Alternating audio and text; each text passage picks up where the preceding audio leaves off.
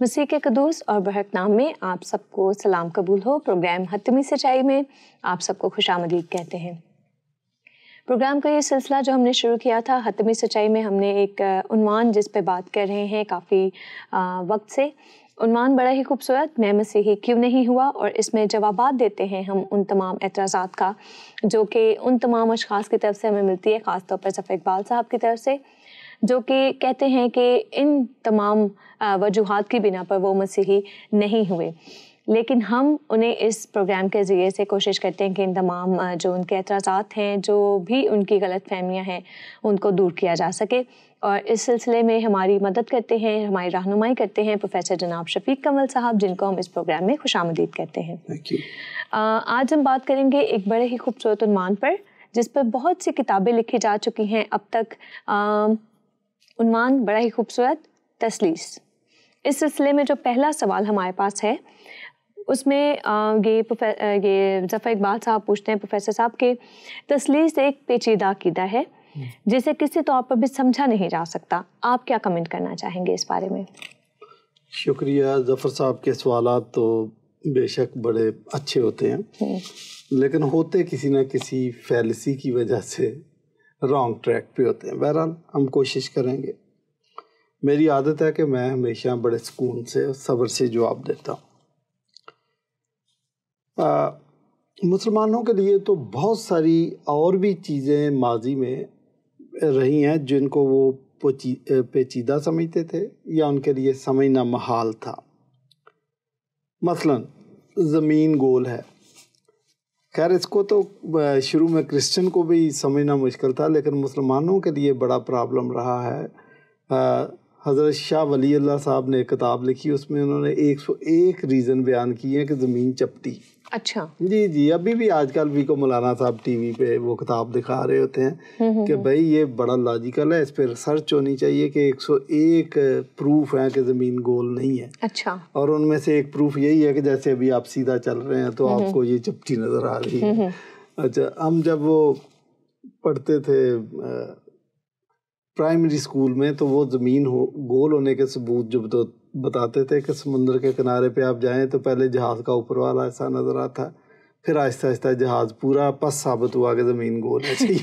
گول ہونے کا بھی ثبوت کو اتنا اچھا نہیں ہے۔ صحیح۔ تو آئنسٹائن نے جو تھیوری آف ریلیٹیوٹی پیش کی تھی، یہ مجھے بتائیں کہ کسی مسلمان کے دماغ میں یہ بات کیوں نہیں آئی؟ اس کا مطلب کہ اور بھی پیچیدہ چیزیں ہیں جن پہ سمجھ آنا تو بات کی بات ہے، آپ نے تو سوچا بھی نہیں ان پہ۔ اسی طریقے سے چاند پہ جانے کے متعلق کسی مسلمان نے 1400 سال سے سوچا کہ آئیں چاند پر چلتے ہیں؟ نہیں، دور سے کہانیاں کہ بڑھیا اس میں چرخہ کاٹ رہی ہے، یہی ہم نے کہانی سنی، تو آپ نے تو سوچا بھی نہیں۔ اچھا، تو میں ایک ڈبیٹ کر رہا تھا خاور رشید بٹ صاحب کے ساتھ، تو ایک مولانا صاحب کھڑے ہو گئے، جی میرا ایک سوال ہے۔ میں نے کہا بولے۔ انہوں نے کہا کہ یہ تثلیث اتنا مشکل مسئلہ ہے کہ یہ تو ہمیں سمجھ میں نہیں آتا، تو بتائیں۔ یہ کہہ کے بیٹھ گئے۔ میں نے کہا کھڑے ہو جاؤ۔ یہ جو جارج بش صاحب ہے، اس وقت جارج بش تھے، جارج بش اول۔ تو میں نے کہا وہ جب تقریر کرتا ہے امریکہ میں، اس کی تصویر آپ کے گھر میں ٹی وی پہ آتی ہے، یہ آپ کو پوری سمجھ ہے کہ کیسے تصویر آپ کے گھر میں آ جاتی ہے؟ کہہ رہا نہیں۔ تو میں نے کہا وہ تصویر تو آ رہی ہے نا، وہ نظریہ تو ٹھیک ہے نا، آخر کو سائنس ہے نا۔ تو یہ بات کہنا کہ جی ہماری سمجھ میں نہیں آ رہی، یہ بڑی مشکل ہے، تو اس کا یہ مطلب نہیں ہے کہ وہ چیز غلط ہے، اس کا مطلب آپ کی انڈرسٹینڈنگ کا پرابلم ہے، آپ کا ذہنی لیول ابھی اس لیول پہ پہنچا نہیں ہے کہ آپ ان چیزوں کو سمجھ سکیں یا ان چیزوں کے متعلق سوچ بھی سکیں۔ تو نظریہ تثلیث مشکل ضرور ہے، لیکن یہ کہنا کہ یہ تو سمجھا ہی نہیں جا سکتا، ایسا نہیں ہے، یا قبول نہیں کیا جا سکتا، قبول نہیں کیا جا سکتا۔ آپ اپنے ذہن کو کھولیں اور اپنے ذہنی معیار کو تھوڑا سا بلند کریں، وسیع کریں اپنی سوچ کو، اور پھر سمجھنے کی کوشش کریں، اور اسلامک سافٹ ویئر کو ایک سائڈ پہ رکھ کے سوچیں تو چیزیں سمجھ آنا، جو کہ ہم بہت بار جس کے گردان ہم اپنے پروگرامز میں کر چکے ہیں۔ جی، وہ ظاہر ہے جب سوالات اسی سافٹ ویئر سے بن کے نکلتے ہیں تو پھر ہمیں یادداشت ان کو تازہ کرنی ضروری ہے ان کی۔ ٹھیک، پھر یہ کہتے ہیں کہ نظریہ تثلیث آنکھیں بند کر کے ہی قبول کیا جا سکتا ہے، لاجیکلی شاید اس کو قبول کرنا مشکل ہے۔ تو کہ ایسے ہی آنکھیں بند کر کے ہم اب تک جو ہے وہ زندگی گزار رہے ہیں؟ جن کی آنکھیں خود بند ہوتی ہے نا، وہ یہ سمجھتے ہیں کہ شاید پوری دنیا آنکھیں بند کر کے چل رہی ہے اور آنکھیں بند کر کے دیکھتی ہے۔ خیر پولس رسول نے یہ بھی کہا کہ ہم آنکھوں دیکھے پر چلتے نہیں ہیں، ہمیں روح القدس گائیڈ کرتا، یہ بات بھی ہے، لیکن یہ کہنا درست نہیں ہے کہ کرسچن سوچتے نہیں ہیں۔ میں کہتا ہوں کرسچن ہی وہ قوم ہے جنہوں نے سوچا اور جنہوں نے بہت سارے کائنات کے راز ان پر پردہ اٹھا دیا اور لوگوں کو اب سمجھ آنا شروع ہو گیا۔ تو بائبل تو آپ کو یہ بار بار اس بات کی تلقین کرتی ہے کہ آپ نے سوچنا ہی ہے۔ مثلاً کلمہ شمع کہ سن اے اسرائیل، خداوند تیرا خدا ایک ہی خدا ہے، تو خداوند اپنے خدا سے اپنے پورے دل، اپنی ساری جان اور آگے لکھا اپنی ساری عقل سے محبت رکھ۔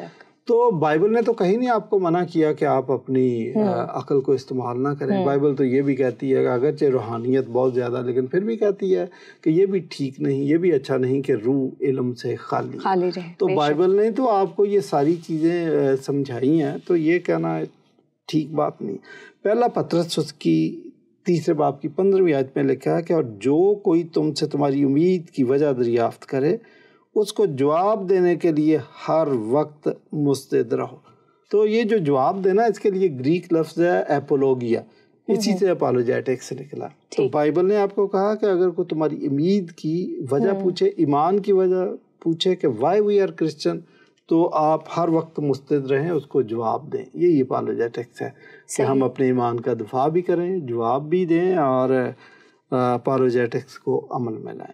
تو پھر یہ کرسچینٹی کا جو فیتھ اور عقائد ہیں، یہ نہ آنکھیں بند کر کے تیار کیے گئے ہیں، نہ ظلم و جبر کے ساتھ مسلط کیے گئے ہیں۔ نو، 2 باتیں بائبل کی میں آپ کو بیان کروں گا۔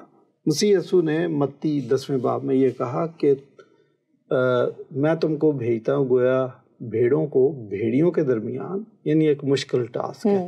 آگے جو بات لکھی ہے، پس سانپ کی مانند ہوشیار اور کبوتر کی مانند بے آزار بنو۔ آپ نے کسی کو نقصان بھی نہیں پہنچانا، ظلم و جبر بھی نہیں کرنا، اور لیکن سانپ کی طرح ہوشیار۔ تو دوسری بات مسیح یسوع نے یہ کہی کہ جب تم غیر اقوام کی طرف جاؤ، انجیل کی منادی کرو، تو یہ چاہے سننے والوں پر چھوڑ دو۔ اگر تو وہ آپ کی بات کو، انجیل کے پیغام کو قبول کرے تو ویل اینڈ گڈ، نہ کریں تو اپنے پاؤں کی گرد جھاڑ کر واپس آ جائے۔ تو یہ کہہ دینا کہ کرسچن آنکھیں بند کر کے قبول کرتے ہیں، نو، یہ بالکل ٹھیک بات نہیں۔ میں آپ کو بتاؤں کہ جب کرسچینٹی شروع ہوئی ہے تو جو فرسٹ بروڈ آف کرسچن تھی، they were all from Jewish background۔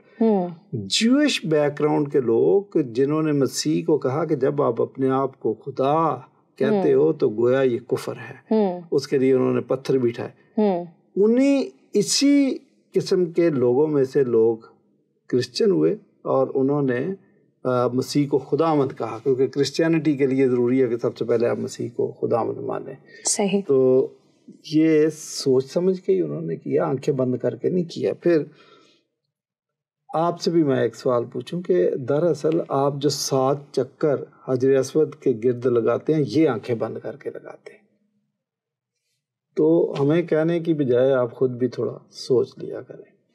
پھر وہ کہتے ہیں کہ تثلیث کے عقیدے کی کسی نبی نے کبھی بھی تعلیم نہیں دی، کیا ایسا ہی ہے؟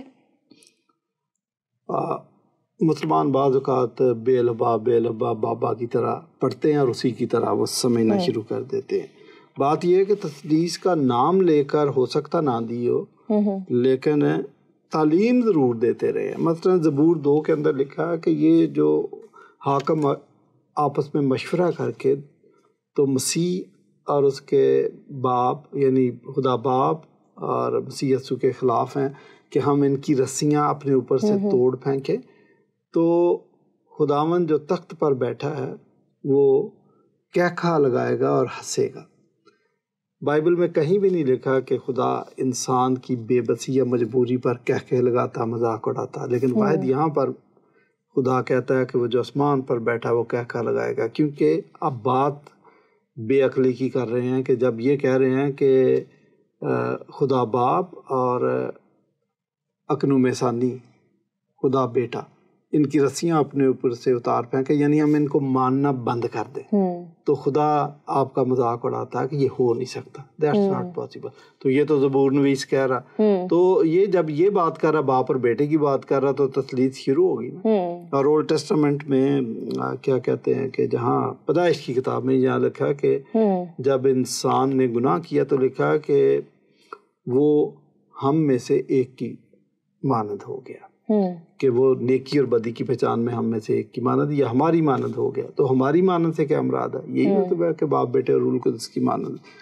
تو ذکر موجود ہے. مسیح یسوع نے خود کہا کہ پس تم جا کر سب قوموں کو شاگرد بناؤ اور ان کو باپ اور بیٹے اور روح القدس کے نام سے بپتسمہ دو. اور نہ صرف یہ، عبرانیوں 10ویں باب کی 28 اور 29 آیت میں تو بڑا کلیئر لکھا ہے کہ اولڈ ٹیسٹامنٹ میں شریعت کے قوانین کے مطابق اگر کوئی قتل کرتا تھا تو اس کے خلاف 3 گواہ کھڑے ہو جائیں تو وہ بغیر رحم کیے مارا جاتا تھا. 2 گواہ، 2 یا 3، ہاں کم از کم 2، 3 بھی ہے. تو لیکن ہاں نیو ٹیسٹامنٹ میں بھی آپ کے خلاف اگر آپ فضل کو رد کرتے ہیں تو روز قیامت 3 گواہ آپ کے سامنے کھڑے ہوں گے آپ کے خلاف، وہ باپ بیٹا اور روح القدس سے.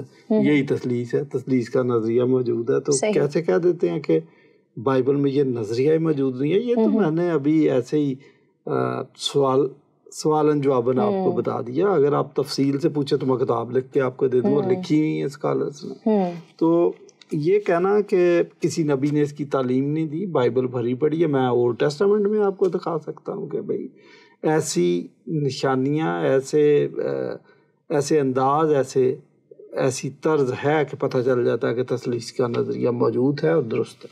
صحیح. پھر وہ کہتے ہیں کہ عہد قدیم میں خدا بھی ایک ہے اور اس کا اقنوم بھی ایک ہے. یہ بات تو درست ہے کہ عہد قدیم میں اور بلکہ عہد جدید میں پوری بائبل یہی کہتی ہے کہ خدا ایک ہے. لیکن آپ کو یہ بھی سمجھنا ہے کہ ایک کا مطلب کیا ہے.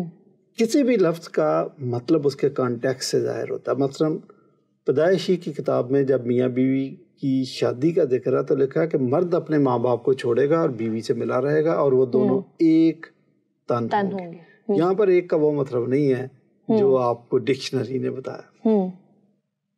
یہاں پر ایک کے اندر، وحدت کے اندر کثرت پائی جاتی ہے. اسی طرح نیو ٹیسٹامنٹ میں مسیح یسوع نے کہا کہ اے باپ ان کو بھی، اپنے شاگردوں کے متعلق یا لوگوں کے متعلق کہا کہ اے باپ ان کو بھی ایک کر جس طرح ہم ایک ہیں. تو اس کا مطلب باپ بیٹا روح القدس جو ایک ہیں وہ ایک کے اندر کثرت. تو یگانگت آپ کہہ لیں تو یہ جو آپ کہہ رہے ہیں کہ خدا بھی ایک ہے اور اقنوم بھی ایک ہے. اقنوم، باپ بیٹا روح القدس تینوں شخصیات موجود ہیں بائبل کے اندر، اور خدا جو ایک ہے اس کا وہ مطلب نہیں ہے جس طریقے سے آپ سمجھ رہے ہیں. تو آپ جب بائبل کو پڑھتے ہیں تو اس کے کانٹیکس سے ہٹا کے پڑھتے ہیں تو یہ جرم ہے. یہ بھی میں آپ کو بتاؤں، اسی کنٹیکس میں آپ نے چیزوں کو پڑھنا. صحیح. پھر وہ کہتے ہیں عہد قدیم میں کب کسی نبی نے ابن کے اقنوم کی عبادت کی دعوت دی ہے؟ اگین یہ لفظوں کے قیدی ہیں کہ ہمیں صاف صاف الفاظ میں جس طرح KG1 KG2 کلاس 1 2 میں بتایا جاتا ہے اسی طریقے سے بتایا جائے. جب کلاسیں بڑی ہو جاتی ہیں تو رمزن بات کی جاتی ہے، پھر بولنے کا سٹائل فرق ہوتا ہے اور اشاروں سے بھی آپ بات سمجھ جاتے ہیں، محاوروں سے آپ بات سمجھتے ہیں. دانیل کی کتاب میں ایک واقعہ ہے کہ ایک پتھر کا ذکر ہے کہ ایک پتھر پہاڑ کی چوٹی سے کاٹا گیا اور وہ بغیر ہاتھ لگائے کاٹا گیا تھا. پہلی بات تو بغیر ہاتھ لگائے کاٹا گیا، اس کا مطلب یہ ہے کہ یہ انسانی عقیدہ، انسانی انسٹیٹیوشن نہیں ہے، یہ خدائی ہے. اس کا یہ مطلب ہے. اگین اس کو سمجھنا ہے.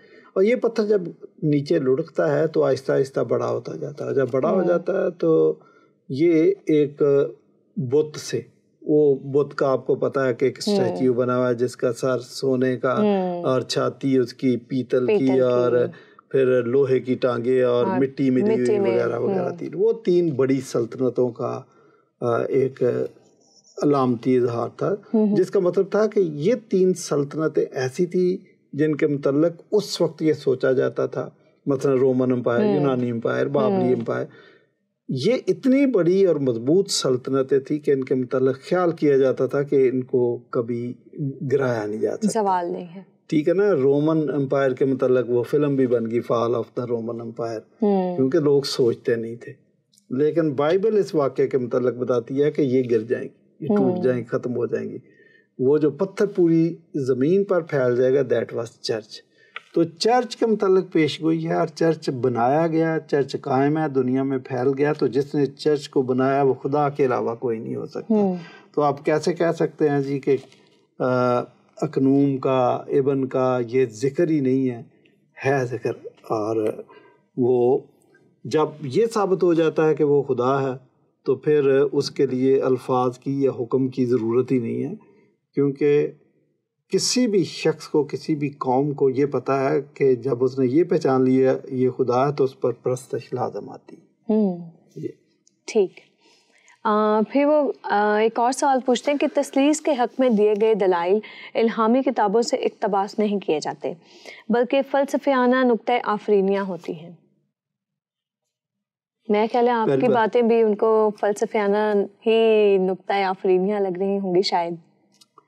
وہ اپنی جگہ درست کہہ رہے ہیں, کیونکہ یہ ان کی جو سوچ کا انداز اور لکھنے اور پڑھنے کا انداز ہے یہ مدرسوں سے باہر نہیں آتے. یہ سب کچھ مدرسوں میں ہوتا ہے. ہم اس سے بہت آگے نکل گئے ہیں. پولس رسول کہتے ہیں کہ ابتدائی باتوں کو چھوڑ کر کمال کی طرف بڑھیں. تو یہ کمال کی طرف بڑھنا نہیں چاہتے, اس لیے ان کو اسی زبان میں سمجھنا ہوتا ہے جو پرائمری اسکول میں یا تعلیم بالغاں والوں کو پڑھائی جاتی ہیں. یہ اس طرح کی عادی ہے. مسیح یسوع نے کبھی فلسفیانہ بات کی نہیں, اور نہ یونانی فلسفے کو استعمال کیا, نہ اس پہ انحصار کیا. یہ ان کا الزام ہے, اس کا ثبوت کوئی نہیں ہے. اگر یہ سمجھتے ہیں کہ مسیح نے ایسا کیا تو ان کو اس کا ثبوت دینا چاہیے تھا. پولس پہ بھی یہ الزام لگاتے ہیں تو اس کا بھی ثبوت دینا چاہیے تھا. بہرحال آج مسیح یسوع کی بات کر رہے ہیں.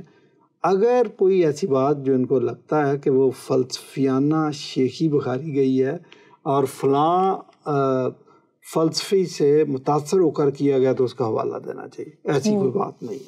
ٹھیک. اچھا, البتہ مسیح یسوع نے جو 3 بڑی باتیں بیان کی ہیں وہ ہے تثلیث سے متعلق باپ بیٹا رول القدس. باپ کے بھی 20 حوالے بائبل میں موجود ہیں, بیٹے کے 20 حوالے بائبل میں موجود ہیں, اور رول القدس کے بھی 20 حوالے بائبل میں موجود ہے. بلکہ رول القدس کا تو آپ کے قرآن مجید میں بھی ذکر آ گیا. تو یہ کہنا کہ وہ یونانی فلسفے سے متاثر ہو کے مسیح یسوع نے کیا, نو, ناٹ ایٹ آل. پھر وہ کہتے ہیں کہ مسیح یسوع کو بحیثیت یہودی فرد توریت سے عقیدہ عکس کرنا چاہیے تھا, نہ کہ یونانی فلسفے سے. اب بھی آپ اسی بارے میں گفتگو کر رہے تھے کہ یہ کوئی یونانی فلسفے سے متاثر ہو کر انہوں نے کوئی بھی بات نہیں کی, لیکن اپنے اگلے سوال میں وہ پھر سے اسی بات کی شاید کلیئرٹی چاہتے ہیں. یہ اس سے بھی بڑی زیادتی ہے جو پہلا سوال تھا کہ مسیح یسوع کو. تو پہلی بات کہ انہوں نے کہہ دیا کہ وہ یہودی فرد تھے. یہ یہودی فرد والی بات جو ہے مسیحانک بھی کرتے ہیں, آج انہوں نے بھی کر دی, اور بعض کرسچن بھی کر دیتے ہیں کہ مسیح یسوع یہودی تھے. میں بڑے واشگاف الفاظ میں آپ کو بتانا چاہتا تھا کہ چونکہ وہ خدا تھے اور مجسم ہو کر انسان بن کر زمین پر آئے تھے, اور وہ دنیا کا ایسا مشنری تھا کہ اتنی خوبصورت انہوں نے ایڈجسٹمنٹ کی اس معاشرے کے اندر کہ لوگوں کو یہ احساس ہوتا تھا کہ یہ یہودی ہے, یہ عبرانی بولتا ہے, یہ یونانی بولتا ہے, یہ اس معاشرے کا فرد ہے, یہ یوسف کا بیٹا ہے, اس کی بہنیں ادھر ہیں. تو اس کا کریڈٹ بھی مسیح یسوع کو جاتا ہے. میں یہاں پر ایک واقعہ بیان کرنا چاہتا ہوں کہ ڈاکٹر پینل پشتو سیکھ گئے تھے. وہ انگریز ایک دفعہ ٹرین میں بیٹھے اور وہ پٹھان والا لباس اسی طرح کی انہوں نے ٹوپی وہ پگڑی اور واسکٹ پہنی ہوئی تھی. ایک پٹھان اپنی بیوی اور بیٹی کے ساتھ ان کے سامنے والی سیٹ پہ بیٹھ گیا تو ان سے گپ شپ لگانا شروع کر دی. ظاہر ہے پشتو بول رہے تھے. تو ڈاکٹر پینل کو ایسے ہی ایک شرارت سوجی. اس نے کہا آپ کو کیسے پتا کہ مجھے پشتو آتی ہے؟ تو آگے سے پٹھان کہتا میں اتنا بیوقوف ہو گیا اپنے پٹھان بھائی کو نہیں پہچان سکتا. And he was not Pathan, وہ انگریز تھا.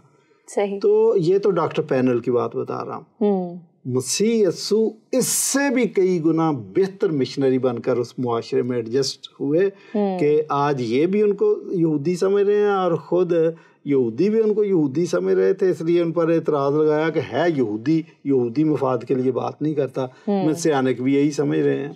تو اس کا کریڈٹ مسیح یسوع کو جاتا ہے، وہ یہودی نہیں تھے، لیکن وہ جس طریقے سے نظر آتے تھے اس طریقے سے ایسا لگتا تھا کہ to all intents and purposes he is a Jewish person, لیکن انہوں نے کبھی بھی یہودی مفاد کے لیے آواز نہیں اٹھائی، انہوں نے اقوام عالم کے لیے آواز اٹھائی۔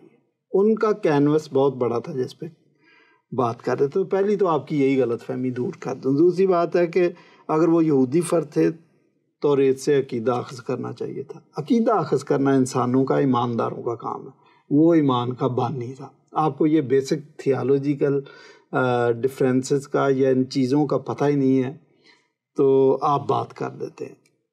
تو انہوں نے عقیدہ، وہ تو عقیدے کی بنیاد ہیں، وہ تو ہمارے ایمان کی بنیاد ہے، ایمان کا بانی ہے، انہوں نے نہیں عقیدہ بنانا تھا۔ اچھا، تو کہتے ہیں کہ بجائے اس کے کہ یہودی کتابوں سے عقیدہ اخذ کیا جاتا، انہوں نے عقیدہ اخذ کیا یونانی فلسفہ سے۔ Again wrong.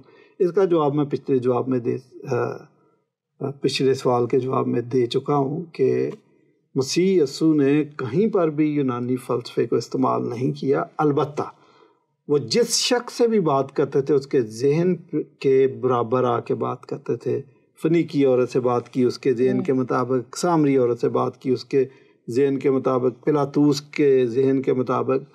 یہ ایک الگ بات ہے کہ یونانیوں سے بات کی ہو تو ان کے ذہن کے مطابق بات کی، اس کا یہ مطلب ہرگز نہیں کہ مسیح یسوع ان سے نظریات ادھار مانگتے تھے یا رات کے وقت کسی یونانی سے ٹیوشن پڑھنے جاتے تھے۔ یہ آپ کی ساری فضول باتیں ہیں، آپ تھوڑا سا مطالعہ بڑھائیں۔ آپ مسیح یسوع خدا تھے، خدا پر نہ تو الہام ہوتا ہے نہ وہ جبرائیل کی مدد مانگتا ہے، وہ علم کے ٹوٹل خزانے اس کے پاس ہوتے ہیں، وہ ازل سے موجود ہے، کائنات کے وجود سے پہلے اس کا وجود ہے۔ ان ساری باتوں کو ذہن میں رکھیں اور مسیح کی وہ بات یاد رکھیں کہ میں اول اور آخر ہوں اور الفا اور اومیگا ہوں۔ پروفیسر صاحب، کہیں ایسا تو نہیں کہ لوگ اس لیے اس بارے میں اس طرح سے سوچتے ہیں کیونکہ جب ہم سارا ان کا وہ پڑھتے ہیں مقدس متی کی مطابق لکھے گئے انجیل میں بھی کہ جو ان کی فیملی پیڈگری ہے، ٹری ہے، تو اس میں جو ہے وہ سارا تعلق حضرت داؤد علیہ السلام کی نسل سے جوڑا جاتا ہے۔ یہ بھی غلط فہمی ہو سکتی ہے، میں بتاتا ہوں۔ دیکھیں، مسیح یسوع اس نسل سے آئے تھے اور جہاں ان کا نسب نامہ لوکا میں بیان کیا، وہاں لکھا کہ وہ جیسا کہ وہ سمجھا جاتا تھا کہ یوسف کا بیٹا، تو یہ سمجھا جاتا تھا قانونی طور پر۔ ظاہر ہے کہ اگر شناختی کارڈ یا رجسٹریشن کرائی جائے تو باپ کا نام وہی آئے گا، ادروائز تو خود مسلمان مانتے ہیں اور بائبل تو بہت کلیئر ہے کہ مسیح یسوع کی پیدائش کنواری مریم سے، یعنی وہ جنسی تعلق کے بغیر ہوئی ہے، تو وہ قانونی طور پر تو اس نسل سے ٹھیک ہے، اسی گھرانے میں پیدا ہوئے، اسی لیے تجسم کی بھی ضرورت پڑی ہے، وہ بات اپنی جگہ پر ہے، لیکن یہ حقیقت بھی آپ کی نظروں سے غائب نہیں رہنی چاہیے کہ وہ خدا تھا اور انسان بن کے آیا۔ ٹھیک، اور پھر اس چیز کو بھی پیشن گوئی کو بھی پورا کرنا کہ میں تیرے بھائیوں میں سے تیری مانند ایک۔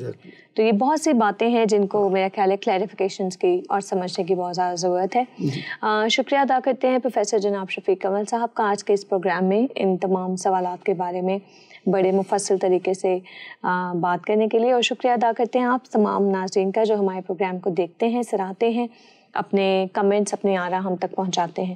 بات کرتے ہیں اس آج کے پروگرام کی حتمی سچائی کے بارے میں کہ جو مجھ تک بات سمجھ میں آئی، جو میری ناقص عقل میں بات آئی، وہ اس طرح سے ہے جیسے کل ہی میں ایک لیکچر سن رہی تھی، انہوں نے بڑی خوبصورت بات کہی کہ کوئی بھی قیمتی چیز تلاش کرنے کے لیے ہمیں بہت گہرے میں جانا پڑتا ہے۔ جیسے جناب مسیح سلام علیہ نے جناب پطرس کو کہا کہ گہرے میں لے چل اور پھر وہاں جال ڈال، اور بہت سی مچھلیاں اس نے جو ہے وہاں جا کر شکار کی۔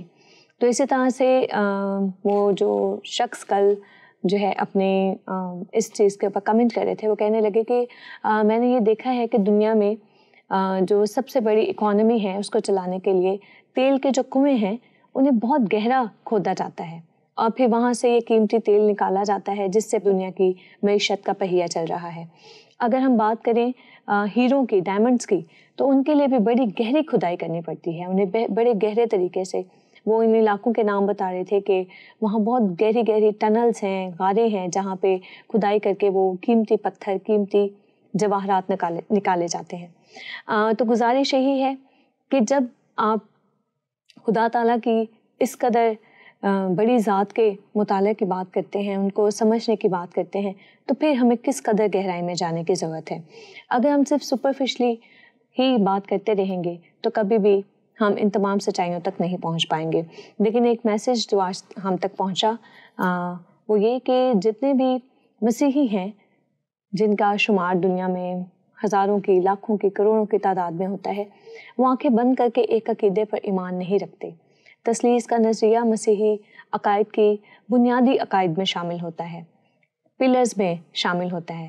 تو اس کی جو ماننا ہے ہمارے لیے فرض نہیں ہے، بلکہ ہم اس کو سمجھ کر مانتے ہیں. اسی لیے ہم اس خدائے واحد کی جس میں کثرت پائی جاتی ہے، اس کی پورے دل سے، پوری جان سے، پوری عقل سے اور پوری طاقت سے عبادت کرتے ہیں، اس سے محبت رکھتے ہیں. اور آپ سب دیکھنے والے ناظرین کو بھی اسی خدا کی عبادت اور پرستش کرنے کی دعوت دیتے ہیں. آج کے اس پروگرام سے مجھے اور پروفیسر جناب شفیق کمل صاحب کو اجازت دیجیے. امید ہے آپ کو ہمارے پروگرام پسند آتے ہوں گے. آپ کے سوالات کا ہمیں انتظار رہتا ہے، اور میں امید کرتی ہوں کہ جس طرح سے ظفر اقبال صاحب ہمیں بڑے اچھے طریقے سے سوالات لکھتے ہیں، آپ میں سے اور ایسے بہت سے اشخاص ہیں جن کے ذہنوں میں بہت سے سوالات ہوں گے مسیحی عقائد کے مطابق یا بہت سی دوسری چیزوں کے متعلق. تو آپ کائنڈلی ہمیں لکھیے تاکہ ہم اپنے پروگرامز میں ان تمام سوالات کو شامل کر سکیں. سچ کو جانیے، سچ کو دیکھیے اور سچ کو برداشت کرنے کا حوصلہ اور ہمت اپنے اندر پیدا کیجیے. اسی کے ساتھ اجازت دیجیے مجھے اس پروگرام سے. پھر ایک نئے پروگرام کے ساتھ آپ کی خدمت میں حاضر ہوں گے. تب تک خدا حافظ.